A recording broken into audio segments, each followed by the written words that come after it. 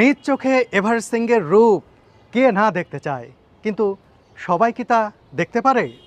হ্যাঁ, পারে। যদি অদম্য ইচ্ছা থাকে আর যদি সামর্থ্য থাকে আর্থিক, তাহলে কিন্তু সম্ভব। বেঙ্গল ভিস্তা প্রতি মাসেই বাংলাদেশ থেকে পর্যটক নিয়ে যাচ্ছে তিব্বত থেকে, তিব্বতের এভারেস্ট বেস ক্যাম্প থেকে এভারেস্ট সিংহের মনোমুগ্ধকর দৃশ্য দেখাতে। আমাদের বেঙ্গল ভিস্তার সাথে যারাই যাচ্ছেন তিব্বতে, এভারেস্ট শৃঙ্গ দেখে তারাই অভিভূত হচ্ছেন। আর হবেনই না বা কেন? পৃথিবীর সর্বোচ্চ শৃঙ্গ, তার যে মহিমা, তার যে রূপ, এটা আসলে ভাষায় প্রকাশ করার মতো নয়। বন্ধুরা, আপনারাও যেতে পারেন আগামী 20শে নভেম্বরের গ্রুপে। বেঙ্গল ভিস্তা 20শে নভেম্বরে আরও একটি গ্রুপ নিয়ে যাচ্ছে তিব্বতে।